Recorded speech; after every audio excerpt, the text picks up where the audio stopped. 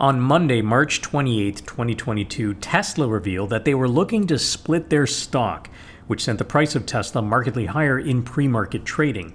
In its filing with regulators, Tesla specifically said that it wants to increase the number of authorized shares of common stock in order to enable a stock split of the company's common stock in the form of a stock dividend. This is different than a cash dividend, as shareholders will receive a dividend in the form of extra shares instead of cash. And this announcement comes on the heels of another announcement about a stock split from Amazon. Amazon just announced that they were going to split their stock 20-for-1 at the beginning of June 2022. In this video, we're going to explain what a stock split is, why Amazon said they were splitting their stock, and we'll take a look at why stock splits don't really happen anymore. But perhaps most importantly, we'll dig into whether a stock split is an opportunity to make money or not. There are lots of opinions on this, but we'll take a look at some research to see what's what. Hey everyone, my name is Preet, and this channel is for anyone who wants to learn more about the world of money around us. As of today, March 28th, Amazon's announced 20-for-1 stock split isn't a done deal, but is most likely going to go ahead. It's still subject to shareholder approval at the annual general meeting taking place on May 25th, 2022. And then the shareholders on record at the close of business on May 27th will get an additional 19 shares for every 1 share that they own. And they will get those extra shares on or about June 3rd. Now, this doesn't mean that your holdings of Amazon will be worth 20 times more all of a sudden. A company cannot just arbitrarily snap their fingers and say, tomorrow the total value of our company will increase 20x. Here's what will happen. The total value of Amazon will remain the same, and your proportional ownership of Amazon will remain the same. While you'll have 20 times more shares, each share will be worth 1/20th of what they were worth before the split. Let's explain the concept of a stock split. An example that everyone uses to explain the concept of a stock split is the pizza example. Imagine you have a $20 pizza that you are sharing among 4 people equally. You each chip in $5 and you each own 1/4 of the pizza, or 25%. If we had a more run-of-the-mill 2-for-1 stock split, that would be like taking that same pizza and cutting it up into 8 slices instead of just 4 bigger ones. Now each slice would be worth $2.50, and you own 2 slices out of the 8 total slices. Your portion is still worth $5, and you still proportionally own 25% of the overall pizza. Let's now use a more specific example of what will happen with Amazon stock. At the time I'm sitting down to record this video, 1 share of Amazon is trading at $3,295.47. Let's assume that the share price doesn't change from here for conceptual purposes, but obviously in real life the price will fluctuate. If I own 1 share of Amazon in my account at the time the market closes on May 27th, 2022, which is the record date, then on or about June 3rd, I'll get 19 shares added to my account. This is known as the distribution date. But the price of Amazon stock won't get split until June 6th. This is the effective date. Note that June 3rd is a Friday and June 6th is a Monday, so there are no trading days in between these dates. So if I owned 1 share on May 27th and it had a price of $3,295.47, then if I did nothing until June 6th, I would then see 20 shares worth about $164.77 each in my account. Now, again, in reality, the price will start fluctuating as soon as trading opens, but the overall value of my holdings post-split would be essentially exactly the same as the pre-split value. It would be $3,295.47 in total. Now, one question many people will have is, well, what happens if I buy or sell Amazon shares between the record date and the effective date? It can sound like there is possibly a window where you may or may not want to trade for fear of buying a pre-split share at the pre-split price, but not getting the extra 19 shares because you didn't buy before the record date. Well, you don't have to worry. That will not happen. You can buy or sell as you wish, because what happens in practice is that a record holder's rights to get those extra shares also transfers with the stock if they sell those shares. And this right to get those extra shares is known as a due bill. So if you did hold Amazon stock before the record date but sold before the distribution date, you're not still going to get 19 shares added to your account because the due bill gets sold with your stock too. Conversely, if you buy shares after the record date but before the effective date, you will in fact get the extra shares because you acquired the due bill's rights when you buy the pre-split shares. The only thing worth pointing out is that it's possible that the timing of getting the extra shares could be delayed a day or two if you acquire new Amazon shares after the record date and before the distribution date. So if you hear people getting their extra shares but you haven't got yours yet, it may be due to buying shares after the record date, and you just have to wait maybe another day or two for all the due bills accounting to get reconciled. Long story short, you can't somehow outsmart the market structure by trying to time trades in this window of time, which is sometimes known as the due bill period. Now, why do companies split their stock in the first place? There's certainly a cosmetic aspect to it. A share price of $3,300 can be intimidating to retail investors. One of the most famous stocks, shares of Warren Buffett's Berkshire Hathaway Class A shares, have a price of almost $540,000 per share. And this can be a psychological barrier to many investors, not to mention a financial barrier. While the so-called baby Berks, the Berkshire Hathaway Class B shares, which are worth 1/1500th of a Class A share, were created to allow smaller investors to own Berkshire Hathaway, Buffett has stated he will never split the Class A shares. And even though we now have fractional share trading, not all brokerages offer it.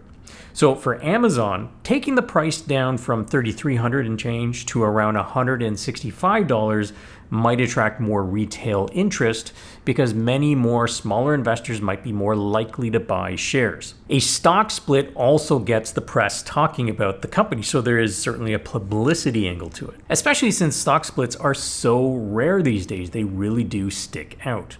But another major reason to reduce the share price is so that it may get considered for inclusion in the Dow Jones Industrial Average, which tends not to include names with very high share prices. You see, the Dow is pretty different from other stock market indexes because it is a price-weighted index, not a more traditional market capitalization-weighted index. Market capitalization is the total value of a company, and you can make direct comparisons to other companies' market caps to quickly see who's bigger or smaller. You can't do that if you only look at share price, because we don't know how many slices any given company has been divided into. So for example, if we had company A with a share price of $100 and company B with a share price of $500, we don't have enough information to know which company is bigger. It's possible that company A has 100 million shares outstanding and company B has 10 million shares. That would make company A's market cap $10 billion and company B's market cap $5 billion.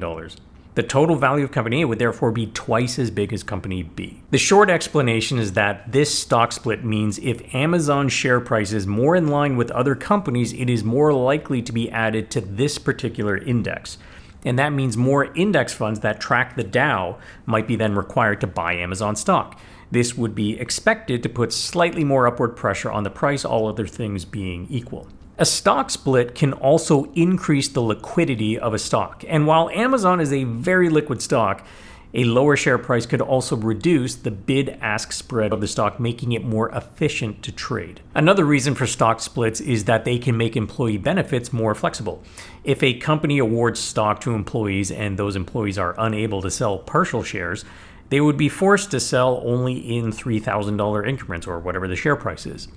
But if they only wanted to sell, say, $1,000 worth of stock, the stock split would allow them to do that very easily. Now, why don't companies split their stock as much as they used to? What's interesting is that stock splits are very rare today. In the 90s, it was pretty routine to see 100 companies a year splitting their stock just on the S&P 500. Today, it's close to zero. There are a few reasons that might help explain this. In the old days, you used to pay a premium to trade shares that weren't in a board lot. A board lot was a specified minimum number of shares per trade, the most common being 100 shares per board lot.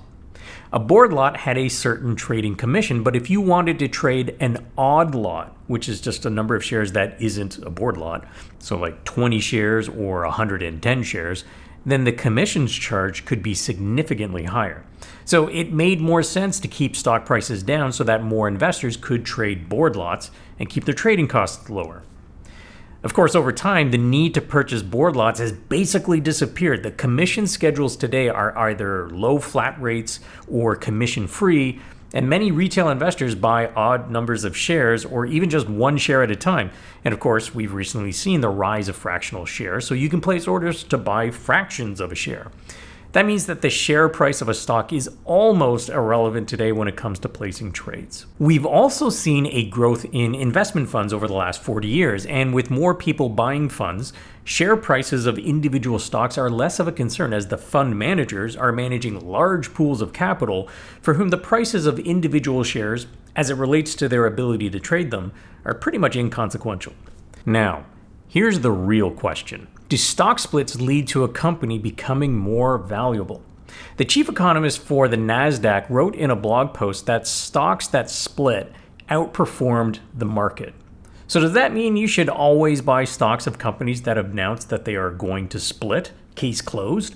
Well, it's important to consider the difference between correlation and causation. While a company splitting its stock might have been associated with better than average market performance after the split, was it the splitting of the stock that was responsible for the abnormal change in price? A good gut check when you see data like this is to ask, is A simply happening at the same time as B, or is A specifically causing B? Because if it was causational, then simply splitting a stock should increase the value of a company, and therefore all companies should be splitting their share prices all the time. But obviously that's not the case. If anything, companies rarely split their shares anymore. It's more likely that there is what's called omitted variable bias at play. In other words, there is likely something else that is responsible for the performance that has been left out of your conceptual model. In this case, the first place you would look at is all the financial data of the company. Amazon has been increasing revenues and profits for a long time, and the market pricing of this company is reflecting that. And the higher a share price gets, the likelihood of a company splitting its stock is higher. In other words, it may very simply be the case that better run companies are more likely to grow fast and be in a position to consider splitting their stock than less well-managed companies. Now, let's consider short-term performance around the time of a stock split. A 2019 paper from the Journal of Applied Business and Economics looked to address the question of whether or not investors would be able to earn atypical returns trying to trade stock split announcements. They found that forward stock splits, which is what we've been discussing so far, are associated with an increase in share price greater than for the overall market. They also found that reverse splits, when a company consolidates shares, like converting 5 shares trading for $1 per share into 1 share trading at $5 per share, is associated with a negative relative return compared to the rest of the market.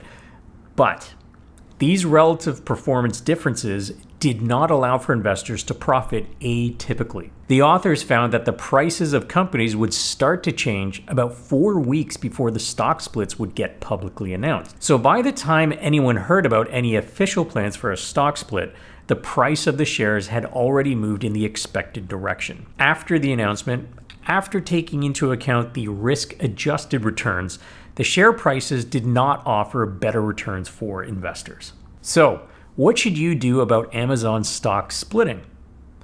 Probably nothing. If you like this video, I would appreciate it if you hit that like button and subscribe to my channel to learn more about money and managing your finances.